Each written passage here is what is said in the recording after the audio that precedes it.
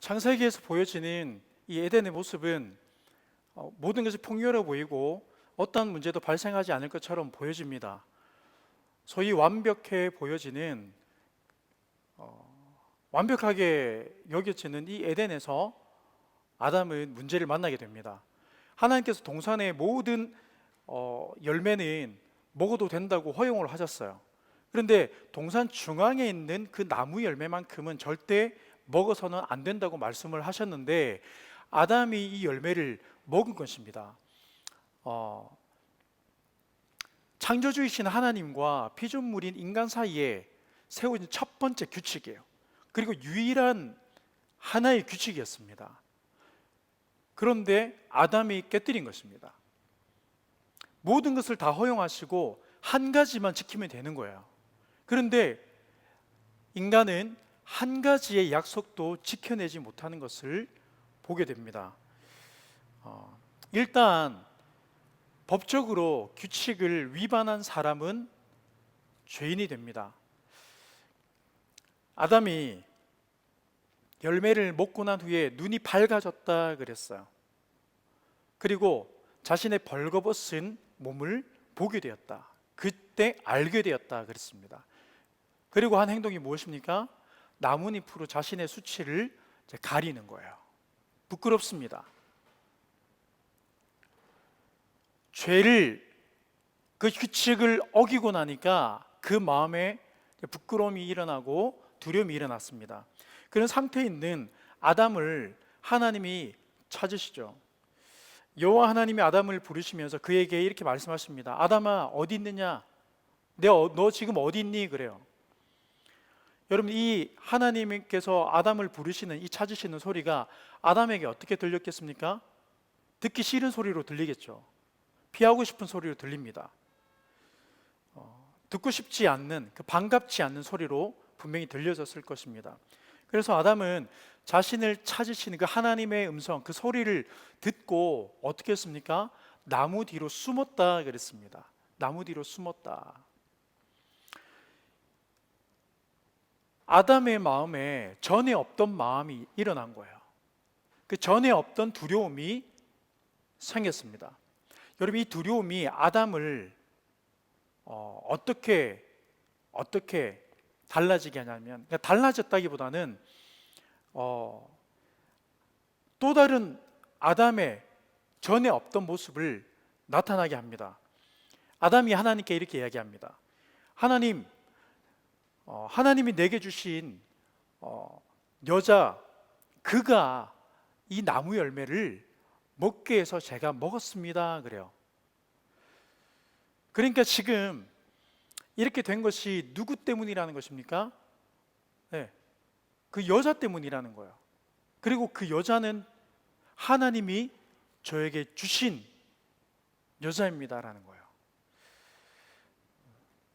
아담은 지금 모든 탓을 여자에게 돌리고 있고, 그리고 하나님께 문제의 원인을 두려고 하고 있습니다. 이렇게 인류 최초의 첫 핑계가 시작되는데 바로 남 탓이에요.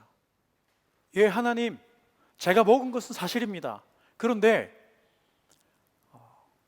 하나님이 저에게 주신 이 여자가 저에게 주지 않았다면 저는 먹지 않았을 것입니다 라는 거예요. 그리고 이 여자는 하나님이 저에게 주신 여자입니다.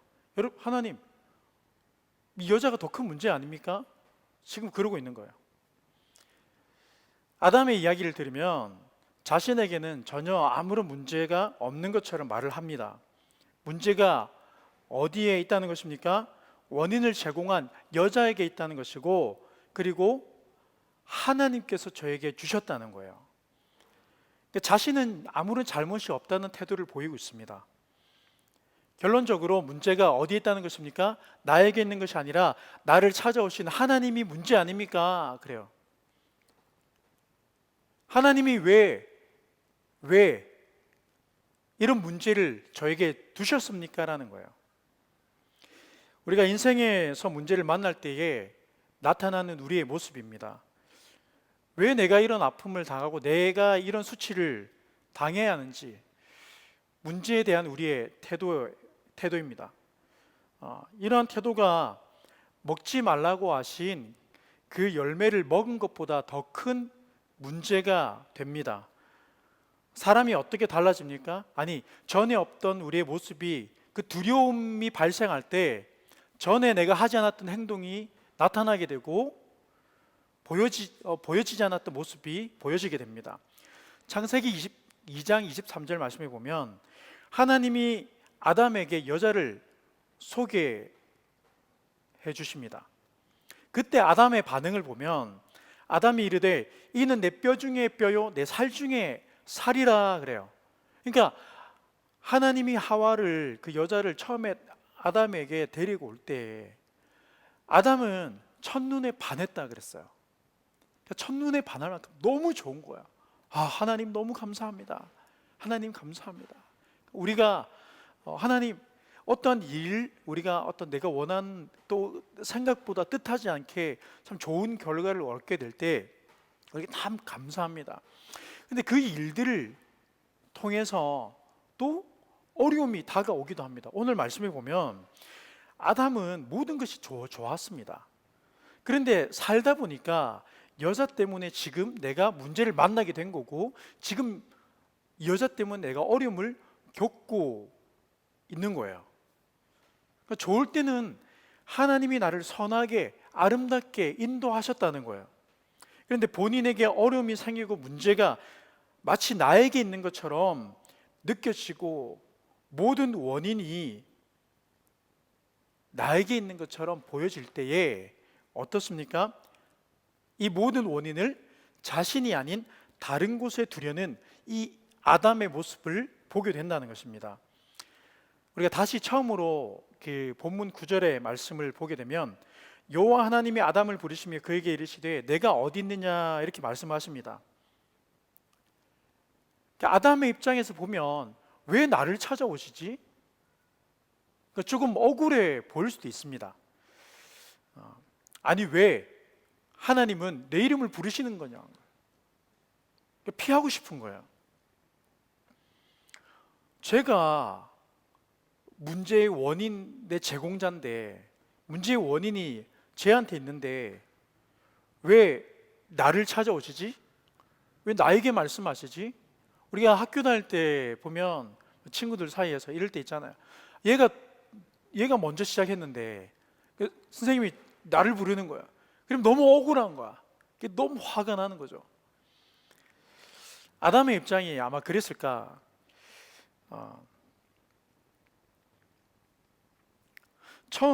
처음에 여자가 아담에게 졌습니다. 근데 또 여자 입장에서 보면 뱀에게 문제의 원인이 있어 보입니다. 제공자니까. 하나님은 그런데 왜 뱀을 찾아가지 않으시고 왜 나를 찾아왔냐는 거예요.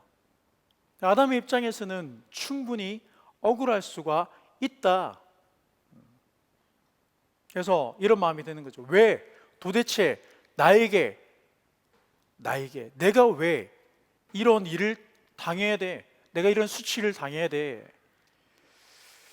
여러분, 하나님이 정말 모르셔가지고 사건이 일어난 장소에서부터 마치 역학조사를 하듯이 아담을 찾으시고 아담에게 이것저것 물어보시는 것처럼 보입니다.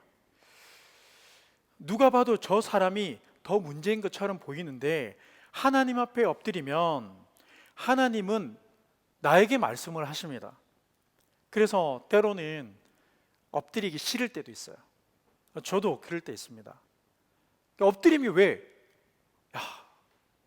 나의 잘못을 보게 하시니까, 나의 연약함을 또 보게 하시니까 그게 또 싫을 때가 있어요. 아니 분명히 제가 더 잘못했단 말이에요. 나보다 저 사람에게 더 큰 문제가 있는 것 같은데 왜 하나님은 나에게 말씀하시냐는 거죠. 성경은 완벽해 보이는 그 에덴 동산의 문제를 두었습니다. 문제를 겪을 수밖에 없는 동산의 구조라는 것입니다. 우리가 살아가는 이 세상이 바로 그렇습니다. 우리가 그럴 때 있잖아요. 하나님은 왜 세상을 이렇게 만드셨지? 왜 열심히 살아도 문제를 만나게 이 세상의 구조는 왜 이렇지? 에덴에서 모든 것을 가지고 누리던 인간은 만족하지 못하고 절대 먹지 말라고 하신 그 선악을 알게 하는 열매를 어떻게 해요? 끝내 가지고 싶었다는 거예요. 결국 가지게 됩니다. 그렇다면 그렇게 하면 자신도 하나님과 같이 될 수 있다는 생각을 하게 된 것입니다. 그러면 하나님은 왜 동산 중앙에 나무를 두시고 그 열매를 먹지 못하게 하셨냐는 거죠. 왜 세상을 하나님은 이렇게 문제가 많은 세상으로 만드셨냐는 것입니다.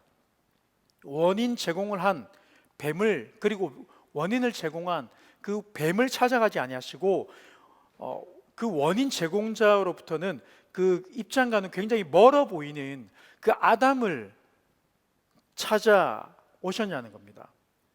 아니 도대체 왜? 계속해서 왜가 붙습니다. 퀘스천이 붙어요. 왜 그랬을까요? 하나님이 마치 이런 거죠. 하나님이 세상을 문제투성이로 만들어 놓고 우리를 막 잡는 것처럼 보입니다. 하나님이 세상에 문제를 두신 건 맞아요. 여러분, 에덴에서 인간은 선악을 알게 하는 열매를 먹게 되어 있었다는 겁니다. 창세기 3장 21절 말씀에 보면 여호와 하나님이 아담과 그의 아내를 위하여 가죽옷을 지어 입히셨다는 말씀이 있어요. 먹지 말라고 하신 열매를 인간이 먹게 되면서 하나님의 본격적인 사역이 시작되었습니다. 그러니까 죄가 들어오게 되면서 절대적 선이신 그 하나님이 드러나게 된다는 거죠. 그 하나님의 존재가 드러나는 방법이 바로 죄의 문제 앞에 설 때입니다.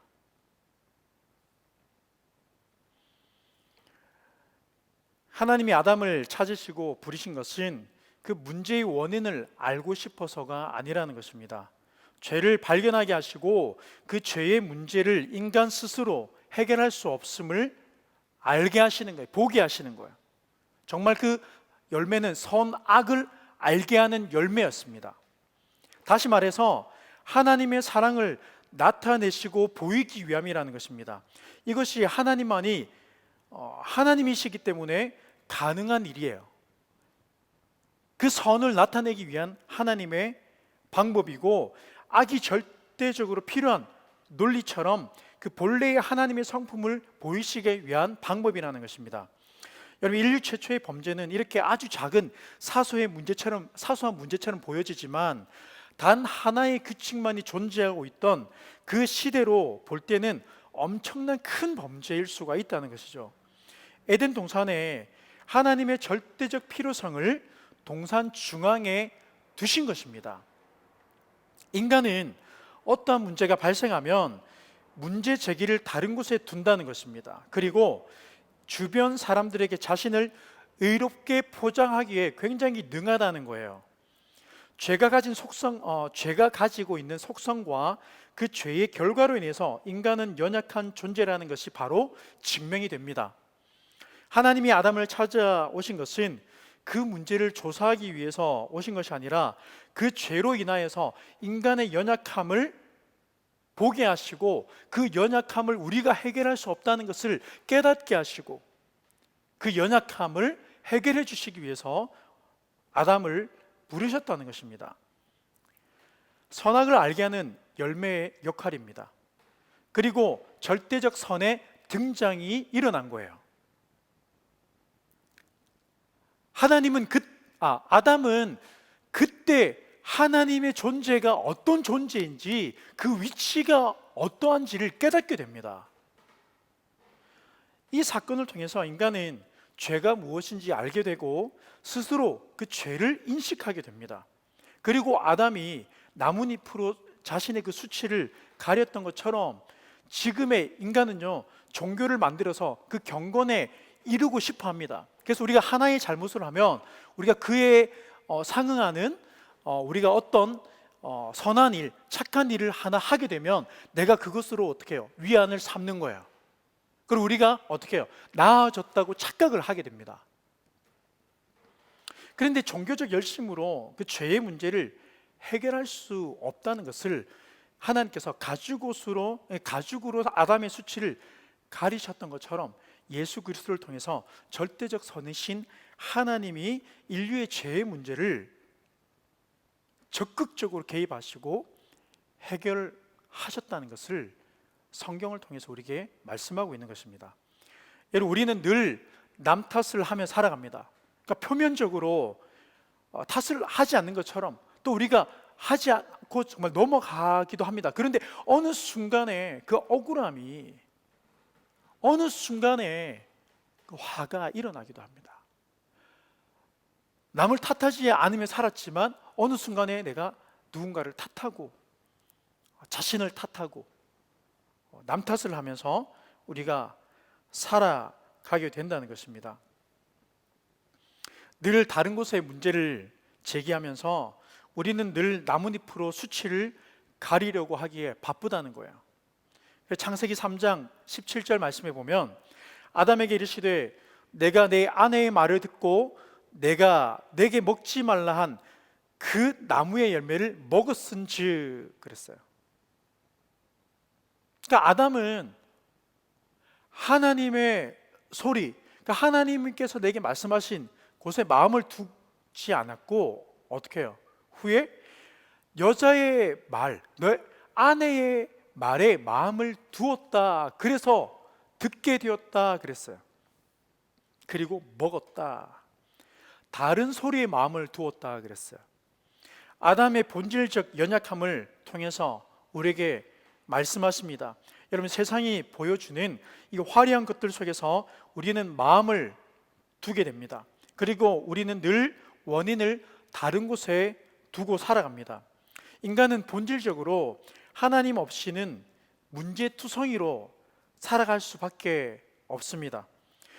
그 어떤 것 하나 자신의 문제로 인정하고 받아들이기 힘들어하는 우리 인생 가운데 가죽옷을 지어 입혀주시는 그 하나님의 사랑이 우리와 함께하고 있음을 믿으시기를 주님의 이름으로 축복합니다. 여러분, 우리는 이 사실을 믿으면서 다른 누군가를 탓하고 원망하는 인생을 살아간다 할지라도 하나님을 기뻐하며 그의 구원을 바라는 그 인생으로 하나님이 우리를 찾아오시고 세워주시고 다시금 회복해 하시고 우리와 함께 하시는 줄 여러분 굳게 믿으시기 바랍니다. 하나님의 본질과 사역을 이해하고 절대적 선이신 그 하나님을 예배하는 삶이 되시기를 주님의 이름으로 축복합니다. 주가 회복해